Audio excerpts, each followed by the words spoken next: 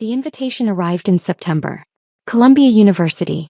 Presidential Scholars Welcome Evening. A celebration for incoming freshmen who'd received full academic scholarships. November 15th at 6 p.m. Low Memorial Library. Business casual. Family welcome. My nephew Ethan had earned one of those scholarships. Perfect SAT scores. Valedictorian. National Merit Scholar. He was going to study pre-med. Follow in his aunt's footsteps, my brother Michael kept saying. Except Michael had no idea what my footsteps actually looked like. The invitation included a +1. Dr. Claire Mitchell and guest. I didn't have a guest. I'd been divorced for 6 years. My ex-husband had wanted children. I wanted my career. We'd wanted different lives. I RSVP'd for one. 2 weeks before the event, Michael called. Claire, you're coming to Ethan's thing at Columbia, right? Wouldn't miss it, I said. Great. We'll sit together. It's this whole reception thing. The dean is speaking.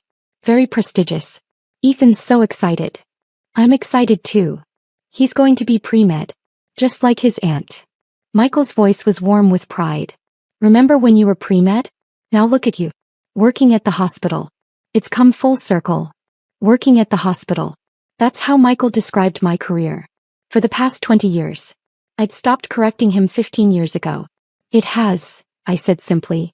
Listen, Claire, I know you're busy with your hospital job, but try to dress nice for this, okay? It's Columbia. Very formal crowd. Lots of important people. I'll do my best, I said. Great. See you there. He hung up. I sat in my office staring at my phone. My office. Director of Cardiovascular Surgery, Columbia University Irving Medical Center. Corner office on the 8th floor. Windows overlooking the Hudson River. My name on the door. Dr. Claire Mitchell MD PhD. 3 diplomas on the wall. Columbia undergrad, Columbia Medical School, Columbia PhD in Biomedical Engineering. I'd spent my entire professional life at Columbia. 24 years. From undergraduate student to attending surgeon to department director. But to my brother, I worked at the hospital. Michael and I had never been close. 6 years apart. He was the older brother. The golden child. The one who did everything right according to our parents' standards. He went to Penn State. Studied business. Graduated with a 3.4 GPA and got a job as a sales manager at a pharmaceutical company. Married young. Had Ethan at 26. Climbed to regional director by 35. Now at 52 he was VP of sales making $240,000 a year. Our parents thought he'd conquered the world. I was different. The intense younger sister. The one who studied too much. Who chose science over social life. Who went to Columbia on a full scholarship while Michael paid full tuition at Penn State. Claire's the smart one, Dad used to say. Like it was a consolation prize. But Michael's the successful one, Mom would add. I graduated Columbia summa cum laude. Got into Harvard Medical School Johns Hopkins, and stayed at Columbia for their MD-PhD program. 8 years of medical school and doctoral research. 3 years of general surgery residency. 3 years of cardiothoracic surgery fellowship. I performed my first solo heart surgery at 32. At 35 I was appointed assistant professor of surgery. At 39 I became the youngest associate professor in the department. At 42 I was named director of cardiovascular surgery. I oversaw 17 surgeons, managed a $47 million annual budget, and performed approximately 140 surgeries per year. I'd published 73 peer-reviewed papers. I'd developed a new minimally invasive technique for aortic valve replacement that had been adopted by hospitals worldwide. I'd trained 34 cardiac surgeons who now worked across the country. Last year I'd been named one of the top 50 cardiac surgeons in America by U.S. News and World Report. But my family still thought I was a hospital worker. I tried to explain once. 12 years ago at Thanksgiving. I'm not just working at the hospital, I'd said. I'm directing the cardiovascular surgery department. I manage the entire program. That's great, Claire, Michael had said. Management is good. I'm in management too. Regional director now. It's not the same. We're both doing well, he'd interrupted. Different paths but both successful. Our parents had smiled. Relieved that their children weren't competing. Except we weren't competing because they didn't understand we weren't in the same league. Michael managed sales teams for a pharmaceutical company. I operated on human hearts. But explaining felt like bragging. So I stopped trying. How's the hospital? became their standard question. Good, became my standard answer. And the years passed with my family thinking I was a mid-level hospital employee making decent money and living a modest life. The truth was more complicated. As director of cardiovascular surgery, my salary was $520,000 annually, plus bonuses for research grants and publications. My net worth was approximately $4.7 million. I owned a brownstone in the Upper West Side. 3 bedrooms. Bought 12 years ago for $1.8 million. Now worth $4.2 million. I'd never mentioned the house to my family. They thought I rented an apartment. I drove a 10-year-old Honda Civic. Wore simple clothes. Lived modestly except for my home which I loved. Money had never motivated me. Medicine had. The chance to save lives. To innovate. To teach. To push the boundaries of what was possible in cardiac care. I'd performed over 2,800 surgeries in my career. My survival rate for high-risk procedures was 96.7%, significantly higher than the national average of 91.3%. I'd saved 2,800 lives. That was my success. Not my salary. Not my title. The lives. But my family measured success differently. Michael's house was bigger. His car was newer. His son was going to Columbia. Finally, Mom had said when Ethan got his acceptance letter. Someone else in the family going to an Ivy League school. Claire's always been the only one. Ethan's going to be pre-med, Michael had added proudly. Just like Claire. Maybe she can give him advice about the hospital. I'd smiled and said nothing. November 15th arrived cold and gray. I left the hospital at 4 p.m. I'd finished my last surgery at 2:30. A triple bypass on a 67-year-old man with severe coronary artery disease. The surgery had gone perfectly. He'd be in ICU for 2 days then recovery. He'd go home to his wife and grandchildren. Another life saved. I went home. Showered. Changed into a navy dress and blazer. Simple. Professional. The kind of outfit that said hospital employee, but also Columbia alumna. I arrived at Lowe Memorial Library at 5:50 p.m. The building was stunning. Neoclassical architecture. Massive columns. The iconic dome. I'd walked past it thousands of times as a student, but it never stopped being impressive. Inside, the rotunda was set up for the reception. Round tables with white linens. A stage with a podium. Screens on either side showing the Columbia crest. I found the check-in table. Name? Asked the student volunteer. Dr. Claire Mitchell. She scanned the list. Her eyes widened slightly. Oh, Dr. Mitchell. Yes. You're at table 3. That's the VIP section. Presidential donors and distinguished faculty. Thank you. I found table 3. Front section. 2 other people were already seated. I recognized one. Dr. Patricia Huang, Dean of Columbia Medical School. Claire, she stood and hugged me. So glad you're here.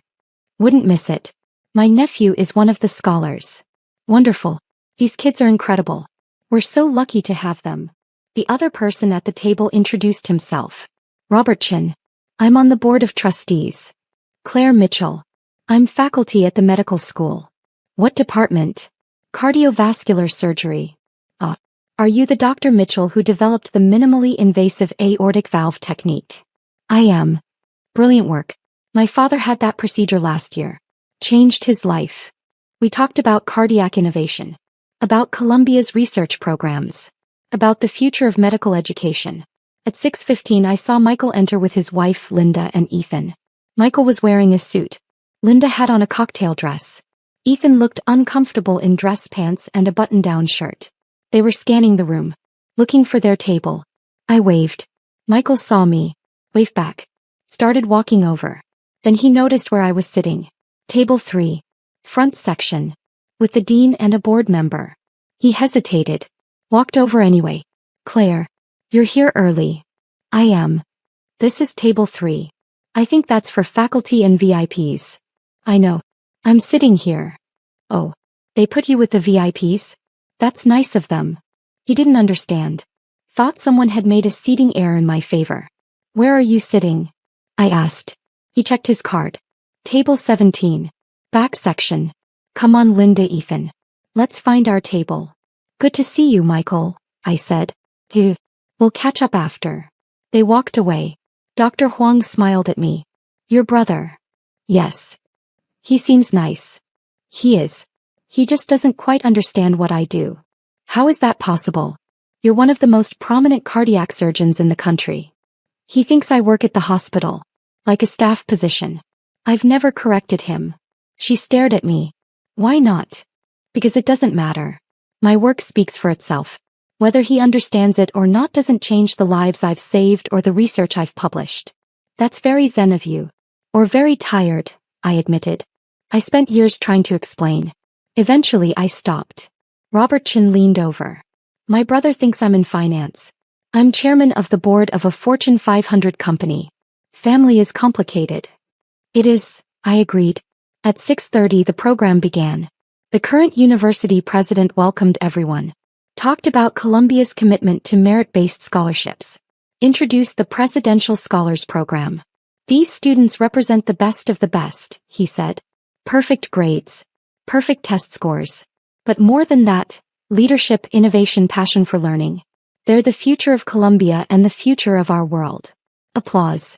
Tonight we're announcing something special. Thanks to the generosity of our alumni, we're expanding the Presidential Scholars Program. For the first time, we'll be able to offer full scholarships to 50 students per year instead of 30. More applause. This expansion is possible because of a transformative gift from one of Columbia's most distinguished alumni. Someone who embodies the very best of what Columbia stands for. Academic excellence. Innovation. Service. Leadership. I knew what was coming. I'd made the donation 6 months ago. $8 million to endow 20 additional scholarships in perpetuity. The interest would fund full 4-year scholarships for students who couldn't otherwise afford Columbia. I'd asked to remain anonymous.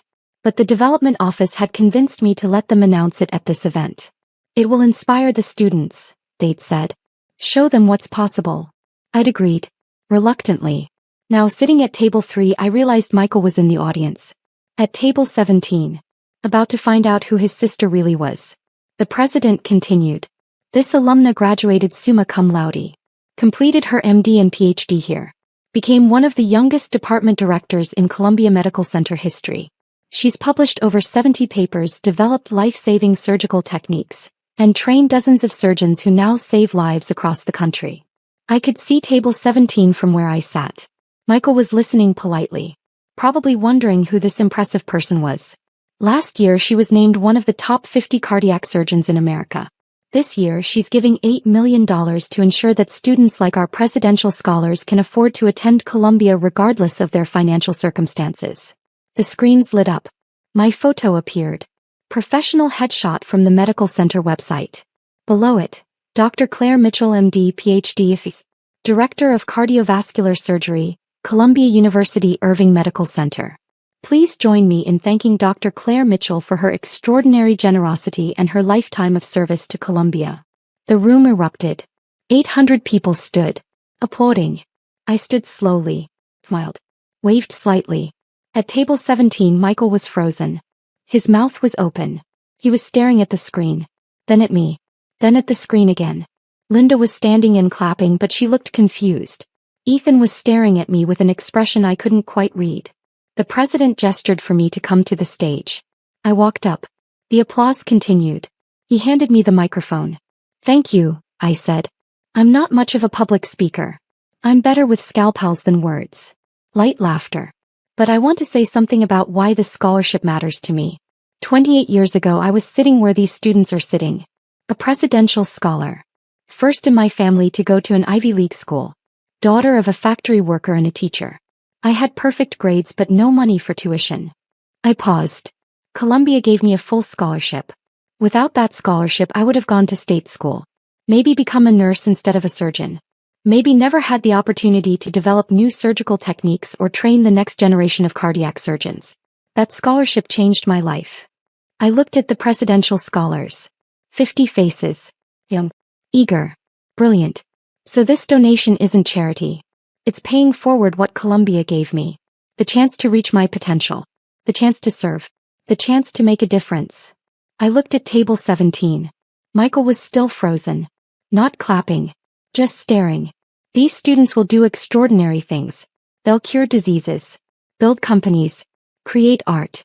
Serve communities. Lead movements. And someday maybe they'll pay it forward too. Maybe they'll give some other brilliant kid the chance they had. I held up the certificate the president had given me. Thank you, Columbia. For believing in merit over money. For creating opportunities. For changing lives. The applause was thunderous. I walked off stage. Back to table 3. Dr. Huang hugged me. That was beautiful. Thank you. Robert Chin shook my hand. $8 million. That's transformative.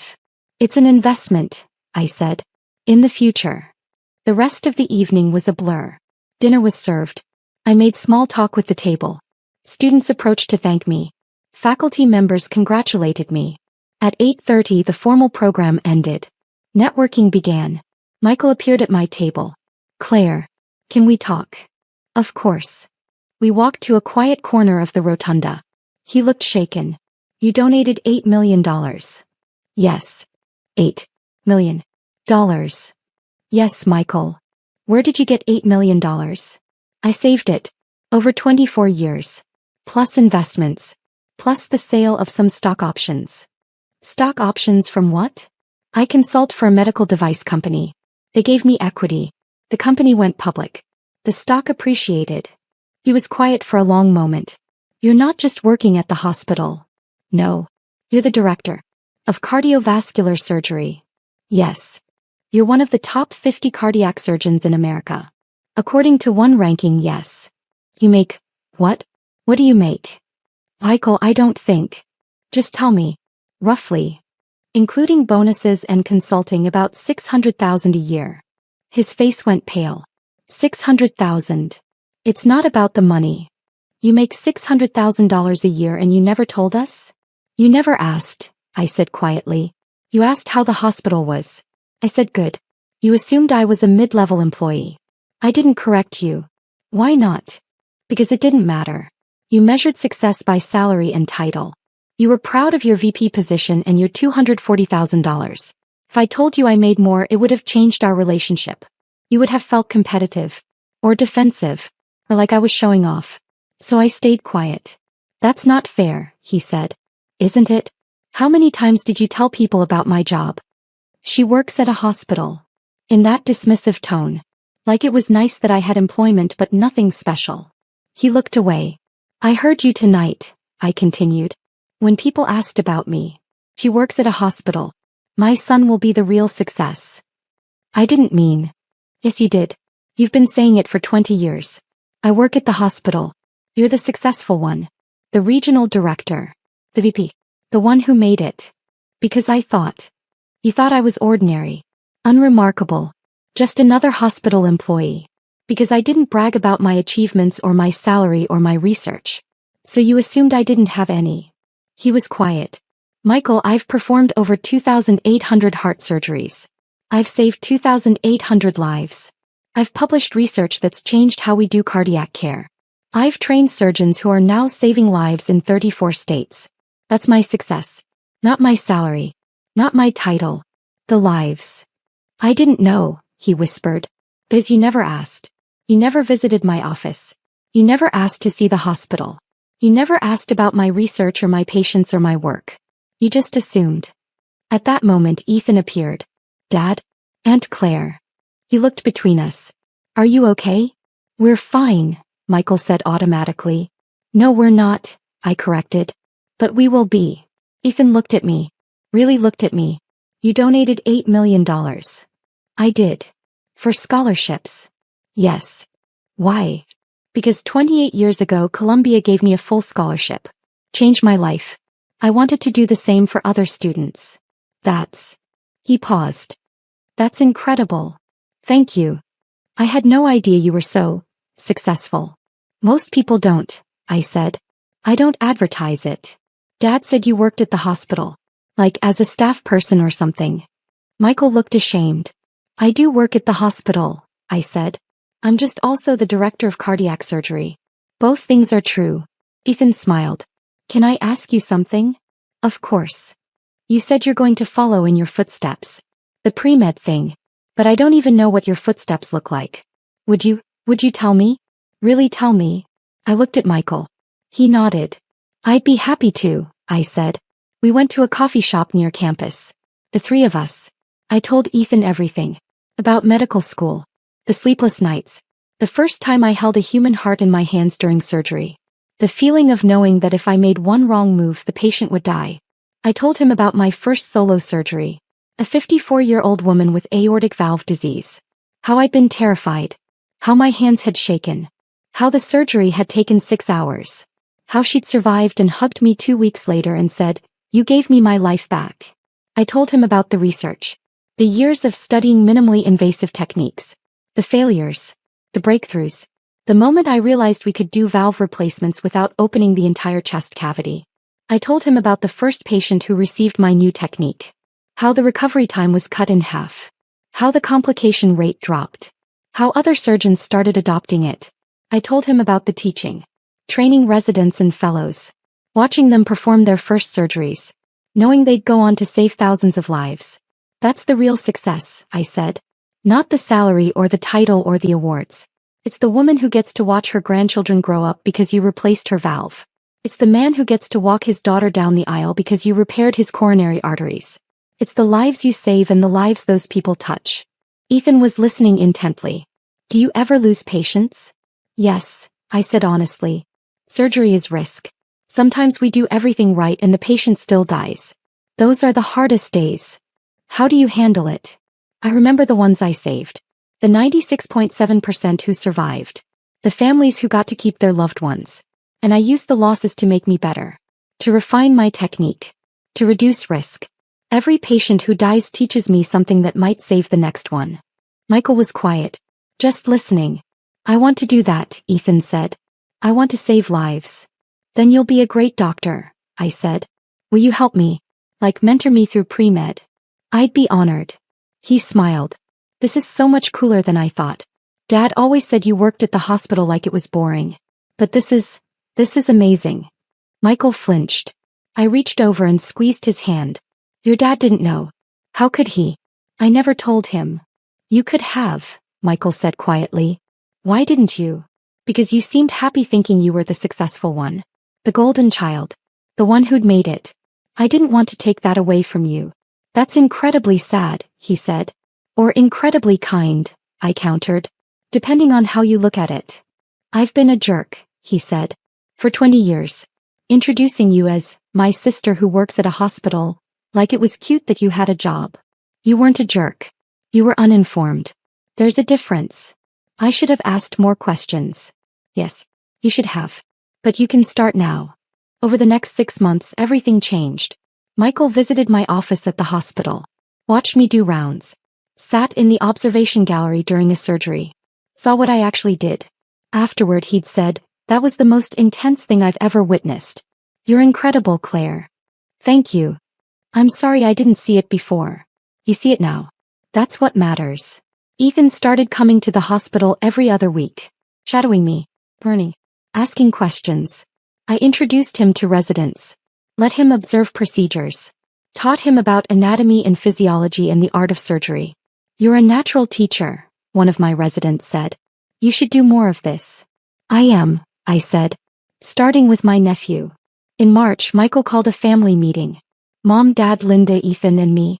I have something to say, Michael announced.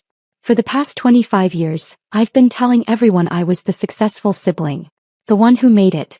The one who did everything right. Our parents looked confused. But I was wrong. Claire is the successful one. She's one of the top cardiac surgeons in the country. She makes twice what I make. She's saved almost 3,000 lives. She donated $8 million to Colombia. And I had no idea because I never bothered to ask about her life. Mom's mouth fell open. $8 million? Yes, I said simply. Where did you get $8 million? I saved it. Invested it. Earned it over 24 years of working as a surgeon. You're a surgeon? Dad asked. I thought you were a hospital administrator or something. I'm the director of cardiovascular surgery. I both operate and administrate. Silence. Then Mom said, why didn't you tell us? I did tell you. Multiple times. You didn't listen. Eventually I stopped trying. That's not fair. Mom, Michael interrupted. It is fair. We didn't listen. We assumed. We were so busy being proud of my regional director title that we never asked what Claire's title was. I'm proud of your title, I said to Michael. You worked hard for it, but we can both be successful. Success isn't a competition. I know that now, he said. I wish I'd known it 20 years ago. Dad stood, walked over to me, hugged me. I'm proud of you, Claire. So proud. And I'm sorry I didn't say it more often. Thank you, Dad. Mom joined the hug. My daughter, the heart surgeon. Cardiac surgeon, I corrected gently. But close enough. In May, Columbia held its annual donor recognition event. The development office had asked me to speak, to explain why I'd given the $8 million. I agreed. The event was at the faculty house. 300 guests, major donors, university leadership, faculty, students. My whole family came. Mom, Dad, Michael, Linda, Ethan. They sat at table 5. Front section. Proud. When I was introduced, they stood and cheered louder than anyone.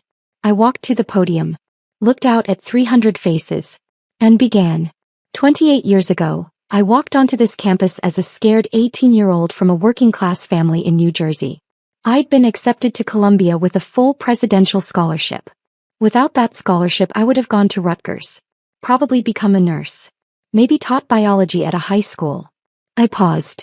But Columbia gave me a chance to study with the best professors, to work in world-class research labs, to attend medical school, to become a cardiac surgeon, to save lives. I looked at my family. My family didn't always understand my path. They thought I worked a modest hospital job.